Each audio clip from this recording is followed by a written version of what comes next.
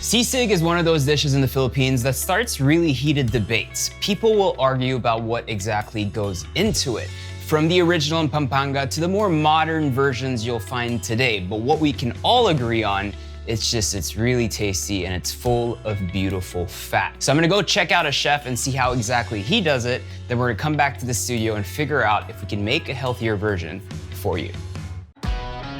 We all have those meals that we can't resist. We know that they're bad for our diet, but we can't help but indulge. Sometimes we wish that we could have the same treat without the regret.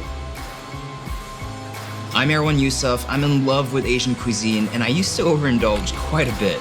I've drastically changed my life and health by taking charge of my diet, and I'm gonna see if I can lighten up these traditional favorites to give you the flavor without the guilt. This is Lightened Up.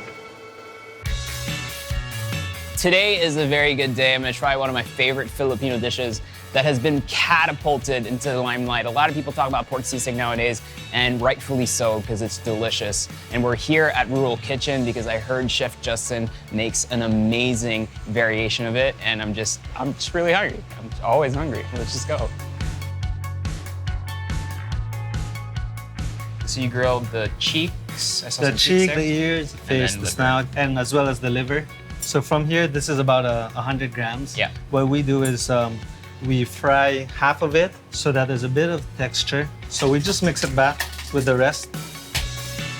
All right, let's dig in. I'm so excited for this one. The dish is exactly in everything you want it to be. You have kind of like that creamy texture, but it's also kind of mixed in with your deep fried pork face, just makes a huge difference. And what I love is that the liver is kind of like a beautiful undertone. It's a great flavor to have. And at its base, it's not supposed to be healthy. Like, it's everything you want it to be. It's so comforting. I mean, it's just so good. I want to get something off my chest right off the bat. Obviously, we are not trying to make an authentic sisig.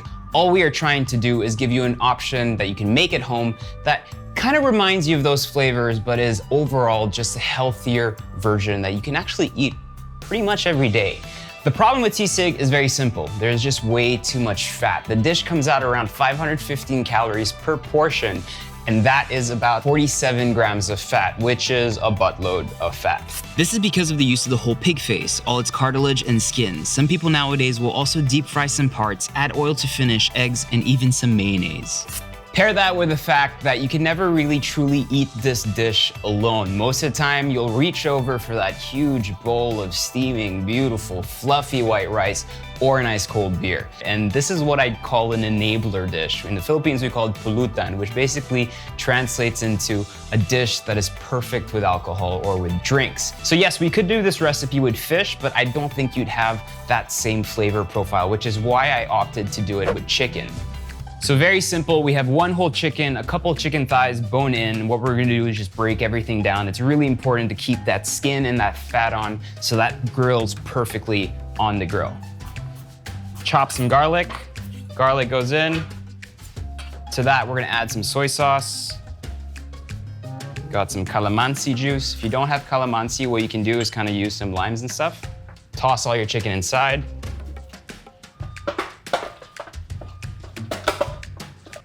You're gonna add that to a bag.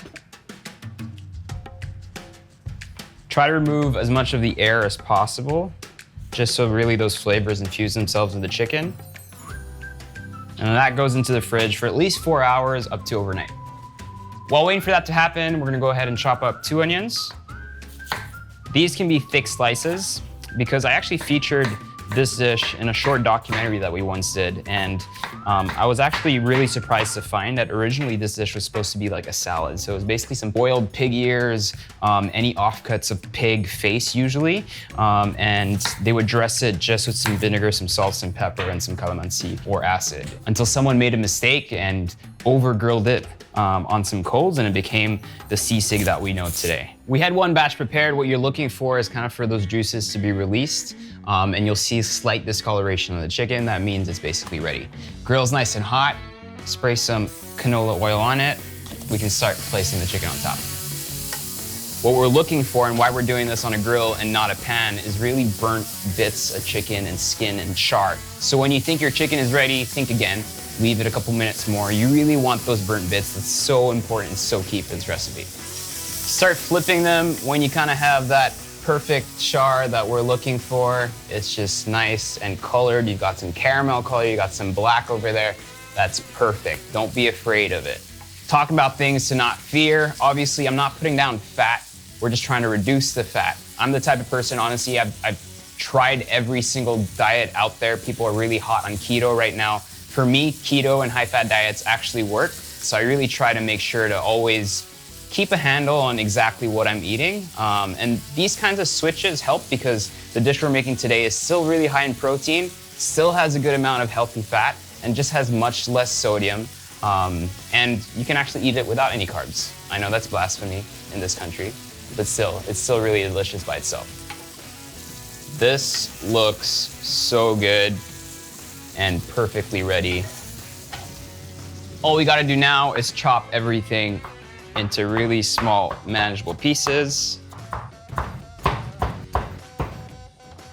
Pan is on, toss in our chicken back in there. Once it starts sizzling again, throw in our chicken liver. Some vinegar goes in. So we're just waiting for that acidity to kind of release itself. Finish that off with a little bit of salt and a little bit of pepper. This really depends on you. If you like spicy food, then go for it. If you don't, then just omit this part completely. I'm just gonna chop up 4 chilies.